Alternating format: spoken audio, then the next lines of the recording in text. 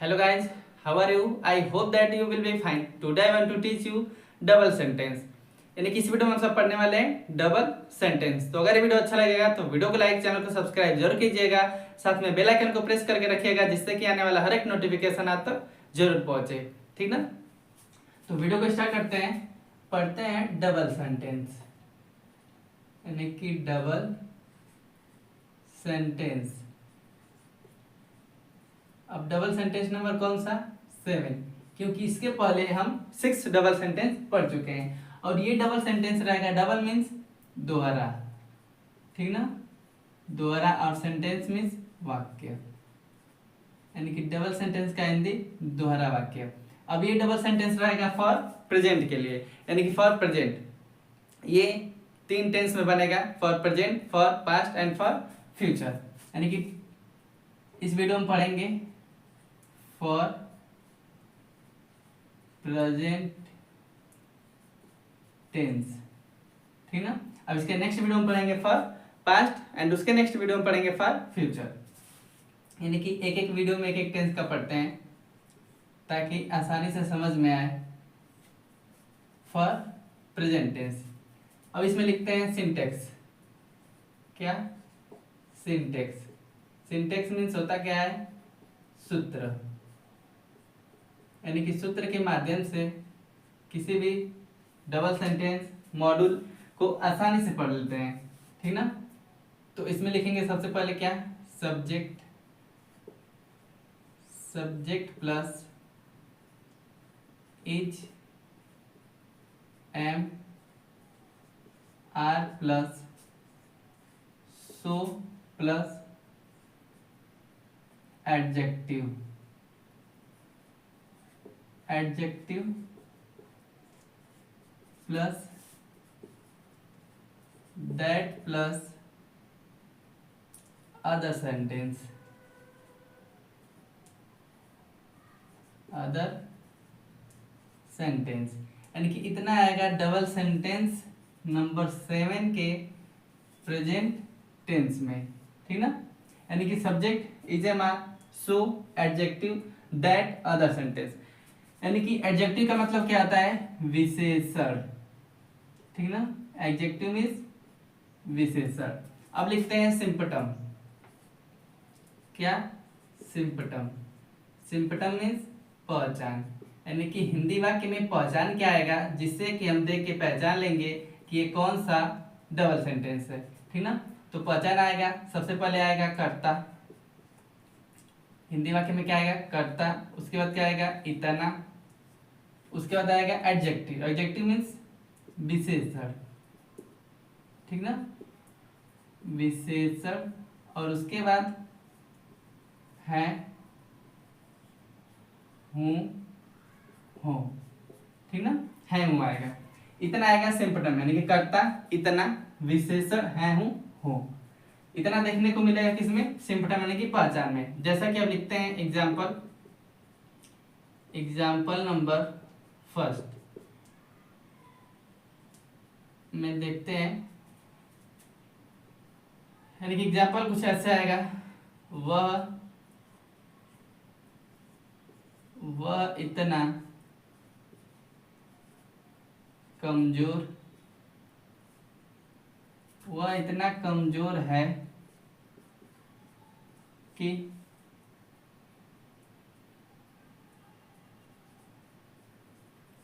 चल नहीं सकता है, ठीक ना? कुछ ऐसा सेंटेंस आएगा मॉड्यूल डबल सेंटेंस नंबर 7 में। यानी कि वह इतना कमजोर है कि चल नहीं सकता है। तो सब्जेक्ट क्या है? वह का क्या लिखेंगे? ही, यानी कि ही, वह। उसके बाद सिंगुलर के लिए इज, और यानी कि सिंगुलर के साथ इज का प्रयोग, और आई के साथ एम का प्रयोग, और प्लूरल के साथ आर का प्रयोग, ठीक ना? तो क्या है? सिंगुलर है ही, तो इसके साथ क्या लगेगा? इज, यानी कि ही इज। उसके बाद क्या लगेगा? सो। उसके बाद एडजेक्टिव क्या है? विशेषण, यानी कि वह इतना कमजोर, यानी कि कमजोर इसमें क्या है?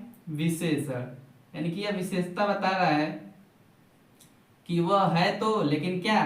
कमजोर, ठीक ना? यानी कि ही इज सो वीक, कमजोर का weak, he is so weak. उसके बाद किसका प्रयोग, दैट का, दैट। अब अदर सेंटेंस मीन्स अन्य वाक्य। तो अन्य वाक्य में क्या आया है, यहां तक तो हो गया, कमजोर है कि चल नहीं सकता, यानी कि दैट तक हुआ, दैट की तक। उसके बाद क्या है, चल नहीं सकता है। तो अब अदर सेंटेंस में कोई भी सेंटेंस आ सकता है, किसी भी टेंस का, किसी भी सेंटेंस का है, किसी भी मॉड्यूल का। तो चल नहीं सकता है, सकता सकती सकते कैन सेंटेंस। तो ही इज सो वीक दैट, यानी कि चल नहीं सकता है। तो यहाँ पे क्या लिखेंगे, कौन चल नहीं सकता है, वह। तो that he can not walk, ठीक ना, that he can not walk. यानी कि यहाँ पे सब्जेक्ट नहीं है, लेकिन छिपा है क्या, वह, क्योंकि कौन नहीं चल सकता है, वही। तो वह इतना कमजोर है कि चल नहीं सकता है, ही इज सो वीक, ठीक ना। ये इज है और ये सो, यानी कि ही is so week that he can not walk, वह इतना कमजोर है कि चल नहीं सकता है। उसी तरह लिखते हैं एग्जाम्पल नंबर सेकेंड, जैसे सोनू इतना, यानी कि सब्जेक्ट कुछ और लिखते हैं, यानी कि मैं लिख देते हैं, मैं इतना गरीब हूं कि पढ़ नहीं सकता हूं, ठीक ना। मैं इतना गरीब हूं कि पढ़ नहीं सकता हूं, सब्जेक्ट क्या है, मैं। तो मैं का क्या लिखेंगे, आई, यानी कि आई के साथ किसका प्रयोग, एम का। तो आई एम, उसके बाद सो, यानी कि इतना का सो, आई एम सो। एडजेक्टिव क्या, विशेषण गरीब, यानी कि I am so poor, I am so poor. उसके बाद क्या, दैट मैं, यानी कि मैं इतना गरीब हूं कि तक तो हो गया, उसके बाद पढ़ नहीं सकता हूं, तो ये भी सकता सकती। तो that I can not read, ठीक ना। यानी कि मैं इतना गरीब हूं कि पढ़ नहीं सकता हूं, I am so poor that I can not read. अब लिखते हैं एग्जाम्पल नंबर, यानी कि इज और एम के लिए पढ़ ले, आर के लिए भी पढ़ लेते हैं। जैसे example number third, example number third में लिखते हैं, यानी कि हम इतना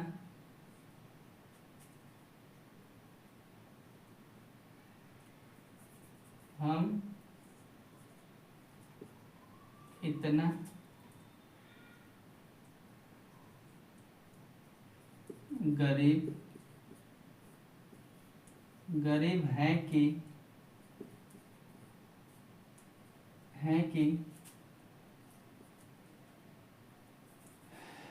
हैं कि कुछ खरीद नहीं सकते, ठीक ना। कुछ ऐसा सेंटेंस आ जाए, यानी कि हम इतना गरीब हैं कि कुछ खरीद नहीं सकते। तो हम सब्जेक्ट क्या है, हम का लिखेंगे वी, उसके बाद वी के साथ किसका प्रयोग, आर का, यानी कि वी प्लूरल है तो आर का, यानी कि वी आर सो, और गरीब का poor, we are so poor. उसके बाद किसका प्रयोग, दैट का, यानी कि एडजेक्टिव ये दैट, यानी कि इसका विशेषता बता रहे कि क्या है, गरीब, यानी कि हम क्या है, गरीब। We are so poor that, उसके बाद अदर सेंटेंस, यानी कि अन्य वाक्य में क्या आ गया, कुछ खरीद नहीं सकते। We are so poor that we सकते हैं, ठीक ना, कुछ खरीद नहीं सकते हैं। वी कैन नॉट बाई, और कुछ का समथिंग, ठीक ना। यानी कि हम इतना गरीब हैं कि कुछ खरीद नहीं सकते हैं। We are so poor that we can not buy something, यानी कि कुछ खरीद नहीं सकते हैं। तो ये था double sentence number 7 for present tense. अब इसके नेक्स्ट वीडियो में पढ़ेंगे डबल सेंटेंस नंबर 7 ही फॉर पास्ट टेंस, ठीक ना। तो कैसा लगा ये वीडियो, किसे किसे समझ में आया कमेंट में जरूर बताइएगा। मिलते हैं नेक्स्ट वीडियो में लेकर double sentence number 7 for past tense के लिए, यानी कि फॉर पास्ट टेंस। तो तब तक के लिए हर हर महादेव।